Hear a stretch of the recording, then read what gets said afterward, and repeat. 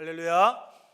오늘도 거룩한 주일 하나님 자리에 나오신 여러분의 삶의 자리 가운데 어둠의 그늘은 사라지고 오직 주님께서 주시는 참된 평안과 기쁨을 통하여서 여러분의 심령 가운데 평안함이 기쁨이 가득하시기를 주님의 이름으로 축복합니다. 우리 앞뒤 옆에 계신 분들과 함께 인사하겠습니다. 행복한 애응교회에 참 잘 오셨습니다. 하나님은 여러분을 사랑하십니다. 저도 여러분을 사랑합니다. 네, 감사합니다. 2026년 우리 교회 표어 말씀 빌립보서 2장 5절과 우리가 뽑은 올해의 말씀 함께 외워보도록 하겠습니다. 너희 안에 이 마음을 품으라 곧 그리스도 예수의 마음이니. 아멘. 우리가 뽑은 올해의 말씀 외우겠습니다.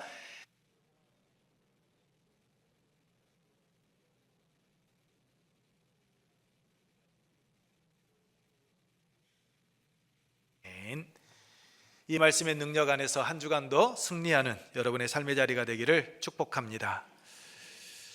우리는 지금 행복원 전도 축제를 한 주간 앞두고 있습니다.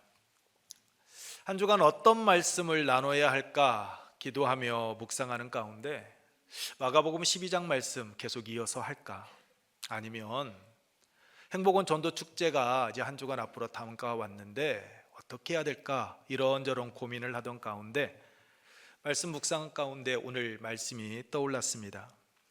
그래서 오늘 말씀으로 여러분들과 함께 나누고자 합니다. 우리는 일생 동안 수많은 말들을 하며 살아갑니다. 그런데 그 말들 가운데에는 꼭 필요한 말들도 있지만 그렇지 않은 말들도 참 많습니다. 한 사람의 생명을 살려주는 말도 있지만 반대로 한 사람의 인생을 무너뜨리는, 심지어 죽음과 같은 그 절망, 깊은 수렁에 빠뜨리는 말들도 우리는 하고 있습니다. 그래서 우리는 말을 할 때 조심 또 조심해야 합니다. 한 번 더 생각하고 우리는 말할 수 있어야 합니다. 지난 3월 17일부터 성경 공부를 하고 있는데 지난주 풍요로운 삶 시간에 우리가 삶 속에서 주님께 순종해야 할 것 3가지를 함께 나누었습니다. 그 3가지는 생각과 말과 행동이었습니다. 그 가운데 말에 대해 나눌 때 3가지를 꼭 점검해야 한다라고 우리가 함께 나누었습니다. 그 첫째는 내가 지금 하는 말이 진실인가 하는 겁니다. 여기서 말하는 진실은 단순히 사실 그 팩트를 말하는 것이 아닙니다. 실제 일어난 일이었느냐 아니냐가 아닙니다. 눈에 보이는 것만 가지고 말하는 것이 아니라 앞뒤 정황을 바로 알고 말할 수 있어야 한다라는 겁니다. 두 번째는 우리가 하는 말이 선한 말인가이며, 그리고 세 번째는 필요한 말인가 우리는 항상 생각해야 한다라고 나누었습니다. 이 3가지를 생각해 보면 우리는 그렇지 않다라고 생각하고 있지만 우리 주변 돌아보면 얼마나 많은 말들을 아무런 생각 없이 행하며 살아가는 이들이 있는지 우리는 모릅니다. 우리 옆에 계신 분들과 이렇게 이야기합니다. 우리는 아니죠. 우리는 아니죠. 인사합니다. 시작. 찔리시군요. 저는 저만 찔린 줄 알았습니다. 설교를 준비하면서 제 모습을 뒤돌아보았더니 부끄러웠습니다. 그래서 설교 준비하고 온 거 다 끝났다고 하면서 다시 한번 읽어보면서 다짐하고 또 다짐했습니다. 말할 때 조심하자. 내가 하는 말이 진실인가? 내가 지금 하고 있는 말이 선한 말인가? 진실이고 선한 말이라 할지라도 지금 내가 하고 있는 이 말이 이 상황에서 꼭 필요한 말인가? 이 부분들 다시 한번 생각하고 말하자라고 결단했습니다. 그런데 제가 저를 너무나 잘 압니다. 의도적이지는 않은데 어느 순간 저도 모르게 감정에, 그리고 그 분위기에 휩쓸려서 실수하고 넘어질 때가 있다라는 겁니다. 과거에 그래 왔고 저 자신을 보니까 앞으로도 미래에도 그렇게 될 가능성이 많습니다. 그럼에도 저에게 희망이 있는 것은 하나님의 은혜와 사랑 안에서 제가 살아가고 있기 때문입니다. 이렇게 실수투성인 저를, 연약하고 부족한 저를 하나님께서는 결코 외면하지 않으신다라는 겁니다. 자주 쓰러지고 다짐하고 결단했던 것도 지키지 못하는 자이지만 올해 우리 교회 표어인 빌립보서 2장 5절 말씀과 같이 예수님의 마음을 품으며 살아갈 수 있도록 하나님께서는 저를 계속 품어주시고 저에게 거듭 기회를 주시는 하나님이시기 때문입니다. 하나님의 은혜와 사랑 안에서 하나님의 사람으로 변화되어 가고 성숙해져 갈 수 있도록 하나님은 항상 기다리시며 저의 연약함을 사랑으로 안고 품어주시는 하나님이시기 때문입니다. 어제보다는 오늘보다는 내일이 더 복 있는 삶을 살아갈 수 있도록 앞으로도 계속해서 하나님은 저를 인도해 주실 분이심을 믿어 의심하지 않기 때문입니다. 이것이 바로 하나님의 은혜이고 하나님의 사랑입니다. 이 하나님의 은혜와 사랑은 오늘 이 시간 하나님 앞에 나와 예배드리고 있는 여러분에게도 동일하게 임하고 있는 줄로 믿습니다. 그렇다면 여러분, 이 은혜와 사랑을 받으며 살아가는 우리가 삶 속에서 가장 먼저 붙들어야 할 말, 우리가 해야 될 말은 어떤 말일까요? 내 기분, 내 감정을 표현하는 말일까요? 아니면 누군가를 판단하는 그러한 말일까요? 어떤 말을 우리가 붙들고 어떤 말을 우리가 하면서 살아가야 된다라고 여러분은 생각하십니까? 우리가 삶 속에서 가장 중요하게 여기고 붙들어야 될 말은 다른 것 아닙니다.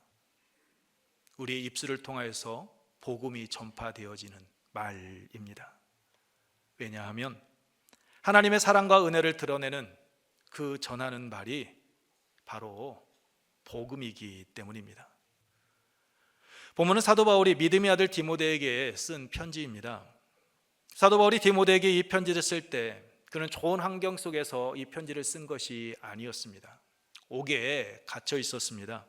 그리고 6절에 전제와 같이 내가 벌써 부어지고 나의 떠날 시각이 가까이 왔다라고 말씀하고 있듯이 자신의 죽음이 가까이 왔다라는 것을 직감하고 있는 그러한 상황이었습니다. 여기서 전제란 제물 위에 포도주를 부어 하나님께 드리는 제사로 남김없이 모두 다 쏟아 붓는 그런 헌신을 의미합니다.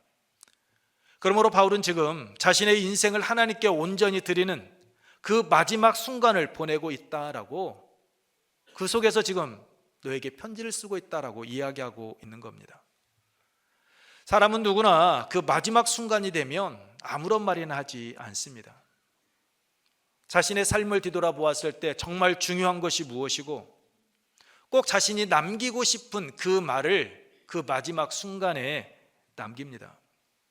그렇다면 죽음이 가까이 다가온 것을 난 바울이 이런 상황에서 믿음의 아들 디모데에게 남긴 말, 그것이 무엇입니까?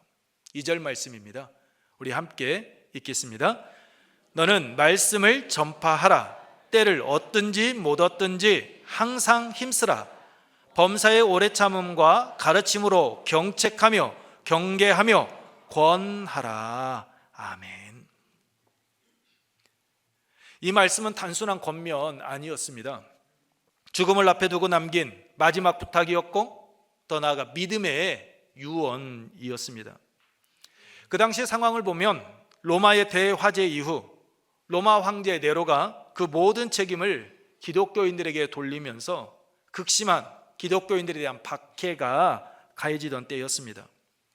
그 결과 수많은 그리스도인들이 잡혀가기 시작을 했고 순교하는 일이 끊이지 않았습니다. 밖으로는 박해가 가해지고 안으로는 3절로 4절 말씀처럼 바른 교훈을 받지 아니하며 귀가 가려워서 진리를 떠나 자신들의 귀를 즐겁게 해주는 말에만 귀를 기울이고 듣기 좋은 말만 찾는 사람들이 점점 늘어나고 있는 그런 상황이었습니다. 마치 예레미야 5장 31절에 선지자들은 거짓을 예언하며 내 백성은 그것을 좋게 여기니 라고 말씀하고 있듯이 유다가 멸망하기 직전 그러한 시대의 모습과 같았던 겁니다. 사람들은 진리를 따르기보다 자신의 욕심과 본성을 만족시켜줄 거짓된 스승을 따르고 있었습니다. 그 결과 교회 안에 거짓 교훈과 이단 사상과 세속적 가치가 빠르게 퍼져가고 있었고 교회는 흔들리고 있었습니다. 밖에서는 박해가, 안에서는 복음의 진리가 왜곡되는 그 이중 위기 속에서 지금 디모데는 목회를 하고 있었습니다. 이런 상황에서 진리이신 하나님의 말씀을 바르게 선포하고 복음을 전한다라는 것은 결코 쉬운 일이 아니었습니다. 자신의 목숨을 걸어야 하는 일이었습니다. 무엇보다도 디모데는 젊은 목회자였습니다. 밖에서는 박해의 압박이, 안에서는 거짓 교훈과 이단 사상과 세속적 가치가 밀려오는 상황 속에서 그것을 바라보는 그 디모데의 마음 어떠했겠습니까? 두려웠을 겁니다. 부담감이 컸을 겁니다. 그런 디모데의 마음을 잘 아는 바울이 디모데에게 이야기합니다. 너는 말씀을 전파하라. 때를 얻든지 못 얻든지 항상 힘쓰라. 무슨 말입니까? 너가 처한 상황 보지 말라라는 겁니다. 사람들의 반응에 하나님께서 너에게 맡겨주신 사명 흔들리지 말라라는 겁니다. 지금 너가 처한 상황 내가 잘 알고 있는데 그 어떤 상황이라 할지라도 끝까지 하나님께서 너에게 맡겨주신 사명 감당하며 나아가라라고 지금 명하고 있는 겁니다. 죽음을 앞둔 바울을 통해 하나님께서 디모데에게 남긴 이 말씀은 디모데에게만 주신 말씀이 아닙니다. 오늘 우리에게 주신 말씀이기도 합니다. 우리는 행복은 전도 축제를 한 주 앞두고 있습니다.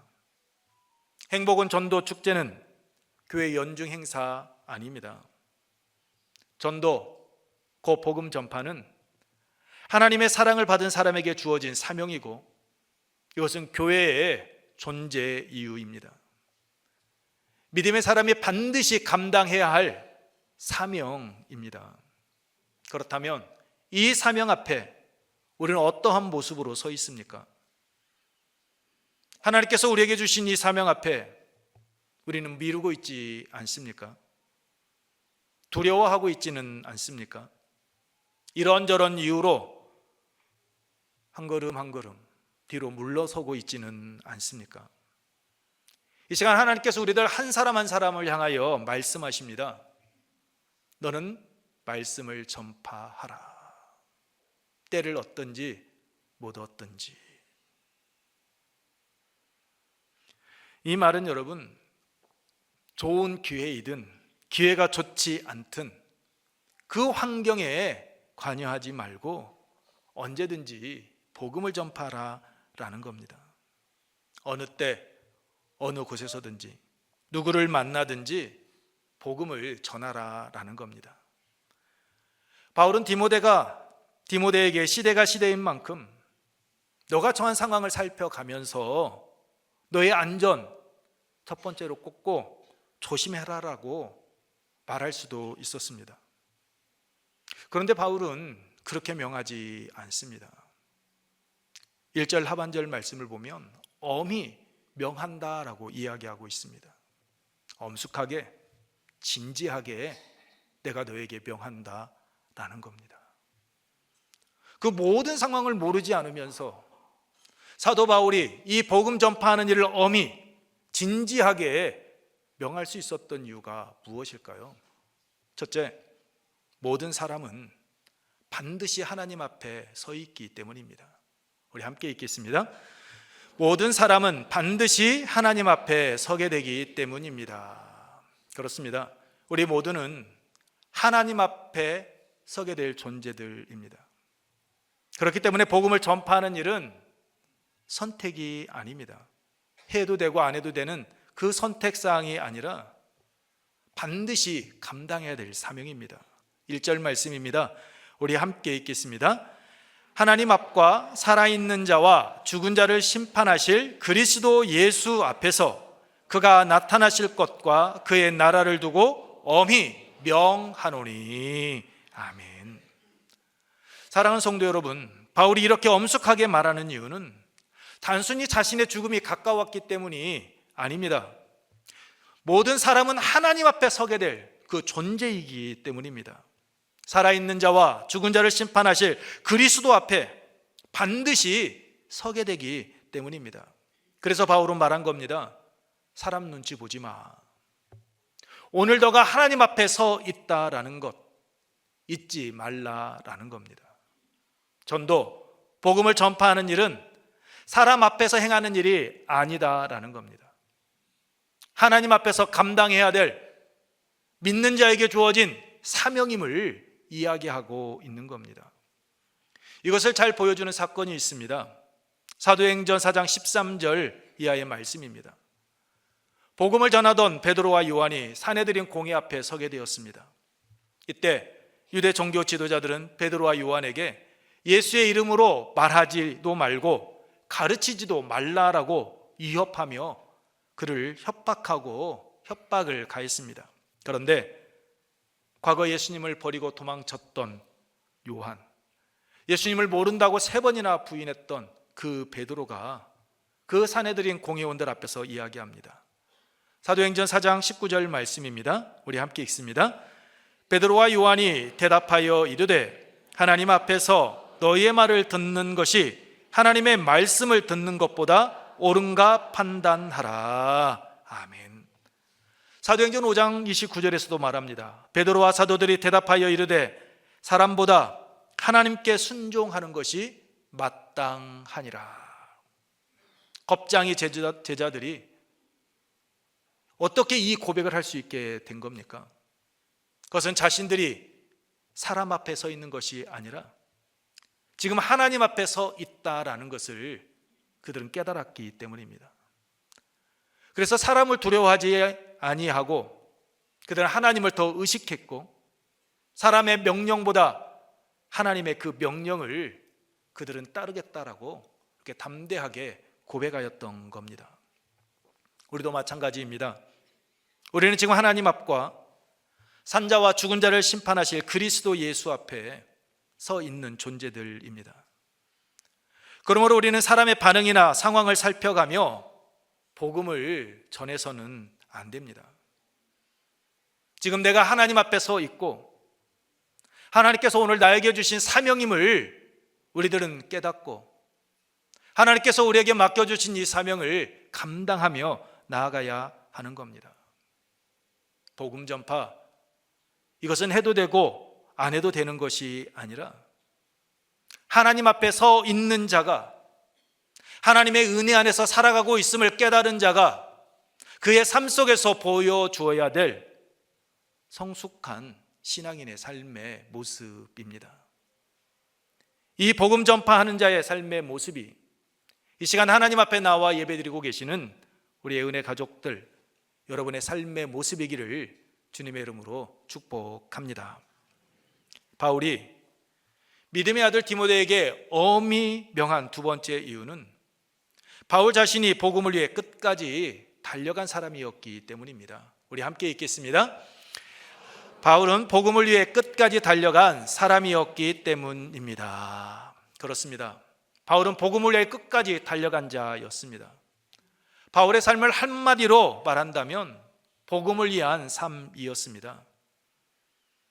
그러면 바울이 처음부터 믿음의 가정에서 태어나 예수 그리스도를 나의 구주로 믿고 고백하였기에 그러한 삶을 살아갔던 것입니까? 아닙니다. 바울은 여러분께서 너무나도 잘 알고 계시는 것처럼 예수 믿는 사람들을 박해했던, 핍박하던 자였습니다. 그런 그가 다메섹으로 가던 중 부활하신 예수님을 인격적으로 만났습니다. 그 순간 바울의 삶은 바뀌었습니다. 사도행전 9장 20절 말씀처럼 예수 그리스도를 만나고 난 후 각 회당에 들어가 예수님이 하나님의 아들이심을 담대하게 그는 전하기 시작했습니다. 핍박자가 전도자가 되었습니다. 박해하던 사람이 복음을 전하는 자가 된 겁니다. 이후에 바울의 삶은 어떠했습니까? 여러분께서 잘 아시는 것처럼 편안한 삶 그는 살지 못했습니다. 고린도후서 11장 22절 이하의 말씀과 같이 옥에 갇혀야만 했습니다. 돌에 맞았습니다. 매도 수없이 맞았으며 여러 번 죽을 고비를 넘겼습니다. 뿐만 아니라 여러 번 자지 못하고 줄이며 목마르고 굶고 춥고 헐벗는 삶을 살아가야만 했습니다. 그럼에도 불구하고 바울은 한 번도 이 핑계 저 핑계 대며 뒤로 물러서지 않았습니다. 복음 전파하는 것 포기하지 않았습니다.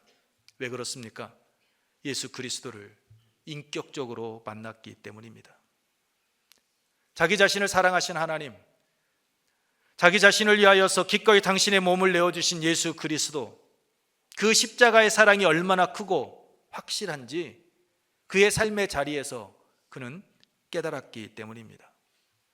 그래서 자신의 생명을 걸고 담대하게 복음을 전하는 삶을 살아갔던 겁니다. 그리고 죽음을 앞에 두고 믿음으로 낳은 아들 디모데에게 이렇게 이야기합니다. 본문 7절로 8절 말씀 우리 함께 읽겠습니다.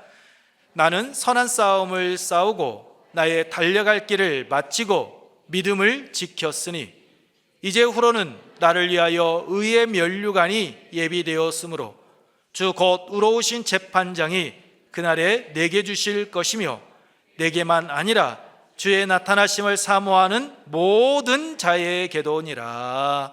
아멘. 자신의 삶, 복음을 위해서 살아온 삶이다라고 고백한 겁니다. 복음을 위해 끝까지 달려온 그 삶, 나 부끄럽지 않아 라고 이야기하고 있습니다. 사도 바울의 이 고백이 오늘 이 시간 하나님 앞에 나와 예배드리고 계시는 여러분의 삶의 고백이 되기를 축복합니다. 무엇보다도 복음에 대한 이 열정이 오늘 우리의 열정으로 우리의 삶의 자리에서 드러나기를 소망합니다. 바울은 하나님의 부르심을 받은 후 복음에 붙들린 삶을 살았습니다. 그렇기 때문에 죽음을 앞둔 그 마지막 순간에도 믿음의 아들 디모데에게 이렇게 힘있게 말할 수 있었던 겁니다. 너는 말씀을 전파하라. 때를 얻든지 못 얻든지.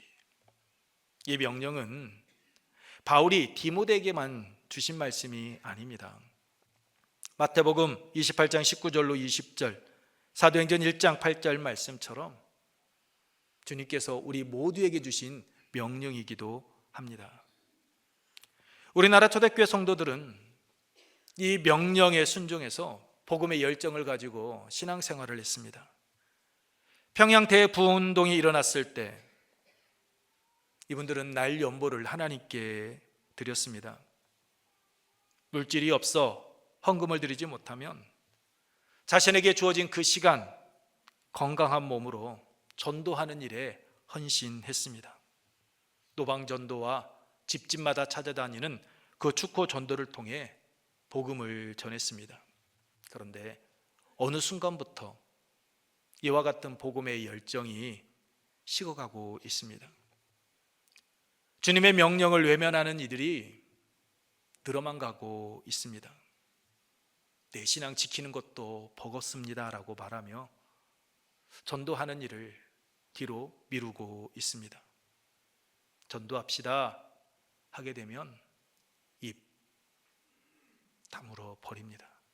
침묵으로 일관합니다. 우리는 말하죠. 침묵은 금이다라고. 그런데 전도함에 있어서 침묵은 금이 아니라 죄입니다. 왜냐하면 에스겔 3장 17절 이하의 말씀과 같이 우리가 복음을 전하면 살 수 있는 사람이 우리가 전하지 아니함으로 인하여 그가 죽을 수도 있기 때문입니다. 그래서 하나님께서는 말씀하십니다. 그 핏값을 내가 내 손에서 찾겠다라고. 그러므로 우리는 바울처럼 끝까지 하나님의 사랑 안에 거하는 자답게, 하나님의 은혜 안에서 살아가는 자답게 우리에게 주어진 사명, 복음을 전하는 삶을 살아가야 하는 겁니다. 행복은 전도 축제가 일주일 앞으로 다가왔습니다. 이제 침묵하며 계시지 마시고 이제는 우리의 입을 열어 사람을 살리는, 복음을 전하는 복음의 나팔수가 되기를 원합니다. 우리의 힘으로 되는 것 아닙니다.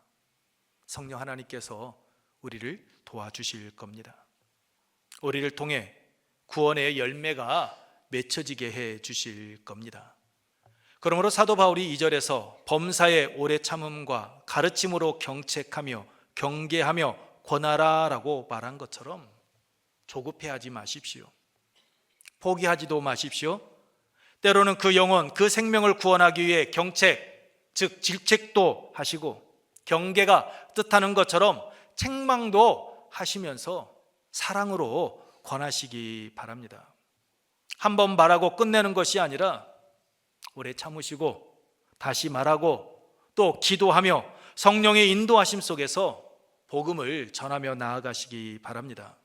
저 역시 행복은 전도 축제를 앞두고 주변 사람들에게 지금 복음을 전하고 있습니다. 어제도 만난 이에게 이야기를 했습니다. 그런데 쉽지가 않습니다. 그렇다고 저 포기하느냐? 포기하지 않습니다. 계속해서 기도하며 나아갈 겁니다. 왜냐하면 복음은 한 번 전하는 것으로 끝나는 것이 아니기 때문입니다. 우리가 반복해서 전할 때 그의 마음밭에 새겨지게 될 것이고 반드시 하나님께서 그를 생명의 길로 인도해 주실 것이기 때문입니다. 세일즈맨들이 물건을 판매할 때 한 번 권할 때와 두세 번 권할 때 판매량이 다르다라고 말하지 않습니까? 복음도 다르지 않습니다. 복음이 값을 바꿔 물건을 사고 파는 그러한 세일즈는 분명 아닙니다. 하지만 전도, 그 복음 전파도 그 적극성이, 열정이 계속해서 반복해서 행해야 되는 일이기 때문입니다. 그때 열매를 맺습니다. 그래서 예수님께서도 누가복음 14장 15절 이하에 나오는 큰 잔치의 비유에서 이렇게 말씀해 주셨습니다. 누가복음 14장 23절 말씀입니다. 길과 산 울타리가로 나가서 사람을 강권하여 데려다가 내 집을 채우라. 강권하여 데려다가 내 집을 채우라.